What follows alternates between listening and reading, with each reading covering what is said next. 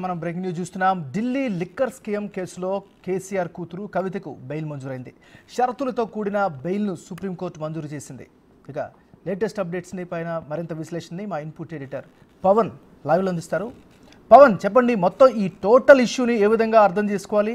ప్రస్తుతం సుప్రీంకోర్టు చేసినటువంటి సూచనలు కావచ్చు, మంజూరు చేసినటువంటి బెయిల్కి సంబంధించిన అప్డేట్స్ ఏంటి? 53 రోజులు జైలు జీవితం తర్వాత కవిత స్వేచ్ఛావాయులు పీల్చబోతున్నారు. లిక్కర్ కేసులో మార్చి 15వ తారీఖున హైదరాబాద్లో అటు సిబిఐ ఈడీ అధికారులు అరెస్ట్ చేశారు. అనంతరం ఆమెను తిహార్ జైలుకి తరలించారు. మధ్యలో మధ్యంతర బెయిల్ కోరుతూ ఆ తర్వాత మరొక బెయిల్ పిటిషన్ కూడా దాఖలు చేసినప్పటికీ ఆమెకు ఆ బెయిల్ మంజూరు చేయలేదు. ఎటకేలకు ఈరోజు అటు జస్టిస్ గవాయి అట్లనే కేవి విశ్వనాథన్ బెంచ్ వాళ్ళకి బెయిల్ మంజూరు చేసింది.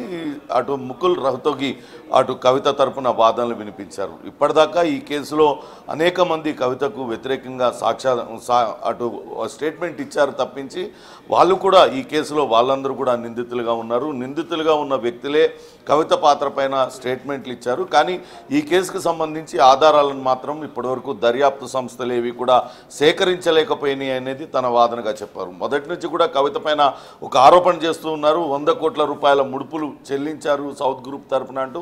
కానీ దానికి సంబంధించిన రికవరీ ఎక్కడా కూడా జరగలేదంటూ ఆయన వాదనలు వినిపించారు.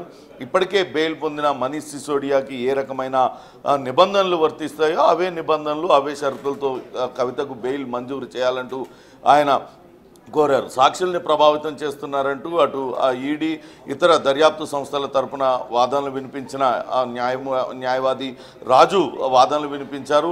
కవిత సాక్ష్యాధారాలను చెరిపేసేందుకు ప్రయత్నించారు, సాక్ష్యాలను తారుమారు చేస్తారు, చాలా ప్రభావవంతమైన వ్యక్తి కాబట్టి ఈ కేసు ఈ దశలో ఆమెకు బెయిల్ కనుక మంజూరు చేసినట్లయితే ఖచ్చితంగా అటు సాక్షులపైన ప్రభావం చూపించే అవకాశం ఉంటుందంటూ ఆయన వాదనలు వినిపించే ప్రయత్నం చేశారు. ఈ దశలో ముకుల్ రహతోగి ఆమెను ఇప్పటిదాకా జైల్లో దాదాపుగా 4 నెలలుగా జైల్లోనే ఉన్నారు. ఆమె కుటుంబ సభ్యులు కలిశారు, న్యాయవాదులు కలిశారు. వాళ్ళ ద్వారా ఎక్కడ కూడా సాక్షుల్ని ప్రభావితం చేయలేదు. ఆమె సమాజంలో పలుకుబడి కలిగిన వ్యక్తి. ఆమె ఎక్కడ కూడా విదేశాలకు వెళ్ళిపోరు. ఈ కేసు వ్యవహారంలో ఆమె అసలు ఎటువంటి జోక్యం చేసుకోరంటూ ఆయన వాదనలు వినిపించే ప్రయత్నం చేశారు. కానీ గతంలో జరిగిన కొన్ని పరిణామాలను కోర్టు దృష్టికి అటు దర్యాప్తు సంస్థల తరపున వాదనలు వినిపించిన అడ్వకేట్ రాజు తీసుకువచ్చారు. గతంలో అరుణ్ పిల్లై అటు కవితకు వ్యతిరేకంగా వాంగ్మూలం ఇవ్వడానికి సిద్ధపడ్డారు. దానికి సంబంధించిన స్టేట్మెంట్ను కూడా ఇచ్చారు. కానీ తిరిగి ఆయన తన స్టేట్మెంట్ను వెనక్కి తీసుకున్నారంటూ కోర్టుకు దృష్టికి తీసుకొచ్చారు. కవిత అటు ప్రభావవంతమైన వ్యక్తి కాబట్టి ఆయన స్టేట్మెంట్ ఇచ్చి వెనక్కి తగ్గారు. ఇటువంటివన్నీ కూడా జరుగుతాయి కాబట్టి ఆమెకు బెయిల్ మంజూరు చేయొద్దంటూ ఆయన వాదనలు వినిపించారు. ఇప్పటికే ఈ కేసులో దాదాపుగా 493 మంది సాక్షుల్ని విచారించారు. 5000 పేజీలకు పైగా డాక్యుమెంట్లన్నీ కూడా తీసుకొచ్చారు. డాక్యుమెంట్లను కూడా చూశారంటూ చెప్పారు. అంతేకాకుండా ఈ కేసుకు సంబంధించి ప్రధానంగా అటు ఏదైతే మెసేజెస్ ఉన్నాయో ఈ మెసేజెస్ అన్నింటినీ కూడా డిలీట్ చేశారు.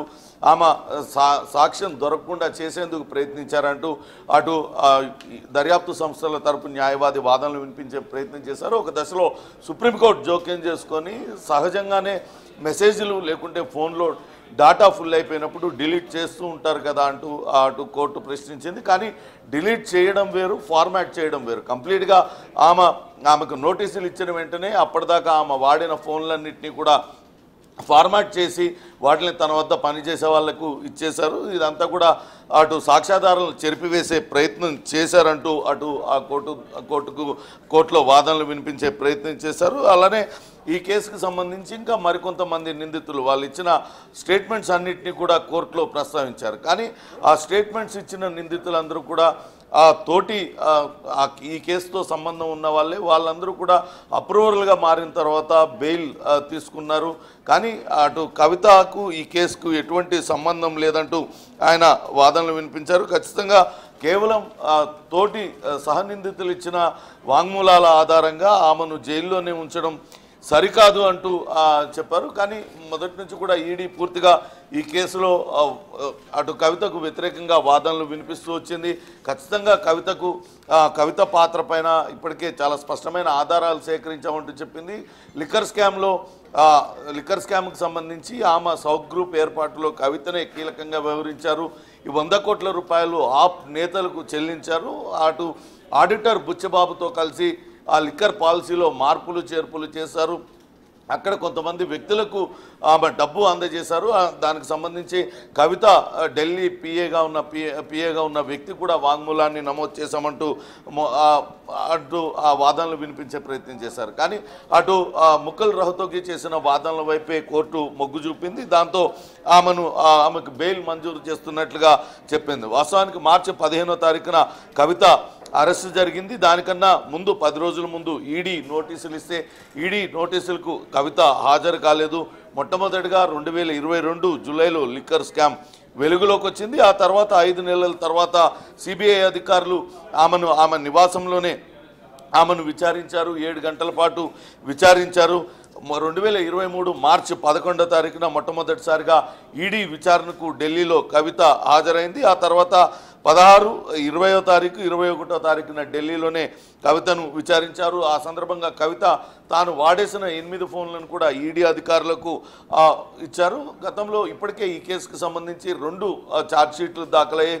ఈ 2 ఛార్జ్షీట్లలో కూడా కవిత ప్రస్తావన వచ్చింది. మొదట్లో కవిత ఫోన్ నెంబర్తో పాటు ఆమె ఎవరెవరితో మాట్లాడింది, ఏం మాట్లాడింది అనే వివరాలన్నింటినీ కూడా ఇచ్చారు. అట్లనే ఒక లిక్కర్ బ్రూవరీ కంపెనీలో డిస్టిలరీలో కవిత ఆమె పార్ట్నర్గా ఉన్నారు, అరుణ్ పిల్లై పార్ట్నర్గా ఉన్నారు. కానీ వాస్తవానికి అరుణ్ పిల్లై కాదు పార్ట్నర్, కవితనే పార్ట్నర్, అరుణ్ పిల్లై కవితకు బినామీ అనే వాదనలు కూడా అటు దర్యాప్తు సంస్థలు అన్నీ కూడా చెప్తూ వచ్చాయి. కానీ అటు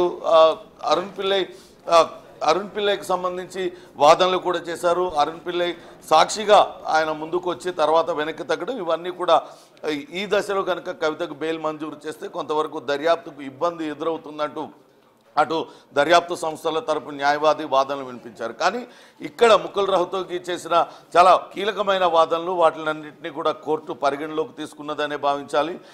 ఎప్పుడు కూడా తాము సిద్ధంగా ఉన్నాము, విచారణకు సిద్ధంగా ఉన్నాము, ఎక్కడా కూడా కవిత విచారణను తప్పించుకోవాలని చూడలేదు.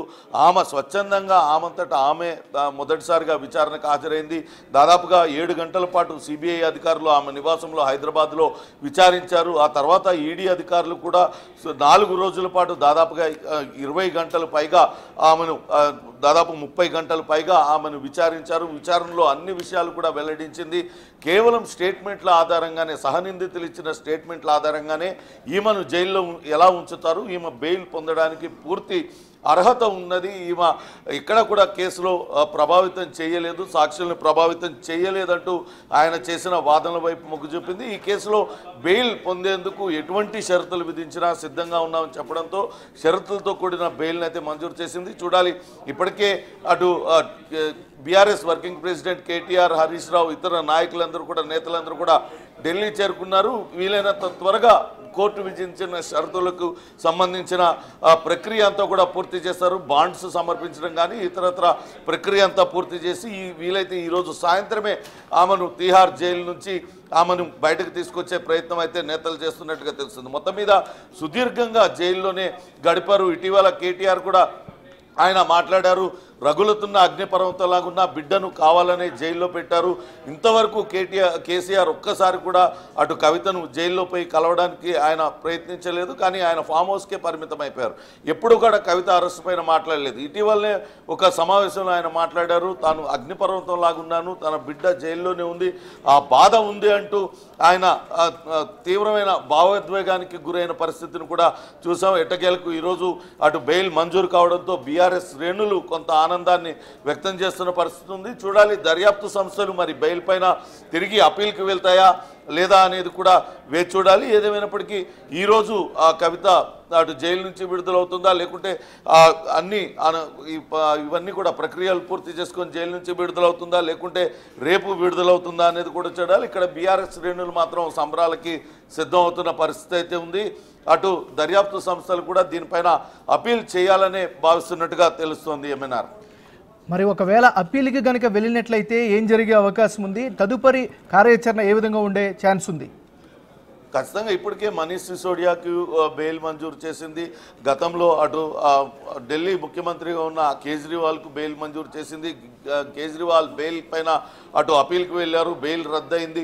తిరిగి ఇక్కడ మనీష్ సిసోడియా విషయంలో కూడా వాళ్ళు అపీల్కి వెళ్ళారు, సుప్రీంకోర్టులో దానిపైన వాదనలు జరుగుతున్నాయి. దీనిపైన కూడా అదే తరహా వాదనలు జరిగే అవకాశం ఉంటుంది. అయితే ఇప్పటికే కవిత విషయంలో చాలా స్పష్టమైన వాదనలు ముకుల్ రోహ్తగి వినిపించారు. ఎక్కడ కూడా కేసును ప్రభావితం చేయం, ఎటువంటి షరతులు విధించినా లోబడి ఉంటామని చెప్పిన నేపథ్యంలో అపీల్కి వెళ్ళినప్పటికీ కూడా అక్కడ వాదనలు జరిగే అవకాశం ఉంటుంది. ఇప్పటికే ఛార్జ్షీట్లు కూడా దాఖలైపోయినాయి, అంటే కేసు విచారణ ముగిసినట్లే. ఈ దశలో ఇంకా ఆ నిందితురాలుగా చెప్పబడుతున్న కవిత ఇంకా జైల్లోనే ఉండాల్సిన అవసరం లేదు. దర్యాప్తు పూర్తి స్థాయిలో అయిపోయిన తర్వాతనే ఆ ఛార్జ్షీట్ దాఖలు చేస్తారు కాబట్టి ఇంకా ఆమెను జైల్లో ఉంచడం సరికాదు. సహజ న్యాయ సూత్రాలకు విరుద్ధంగా ఆమెను ఇప్పటికే 4 నెలలకు పైగా జైల్లోనే ఉంచారు కాబట్టి ఆమెను విడుదల చేయాలంటూ అటు ముకుల్ రోహ్తగి చేసిన వాదనల వైపు మొగ్గు చూపిన సుప్రీంకోర్టు ఆమెకు బెయిల్ మంజూరు చేసింది. అయితే ప్రస్తుతానికైతే ఢిల్లీలోనే బీఆర్ఎస్ అగ్రనేతలందరూ కూడా ఉన్నారు. ఆమెకు బెయిల్ ప్రక్రియకు సంబంధించి ఆ ప్రక్రియ పూర్తయిన వెంటనే ఆమెకు ఘనంగా స్వాగతం చెప్పి ఆమెను హైదరాబాద్ తీసుకొచ్చే అవకాశం అయితే ఉంది ఏమన్నారు. Right, thank you Pawan.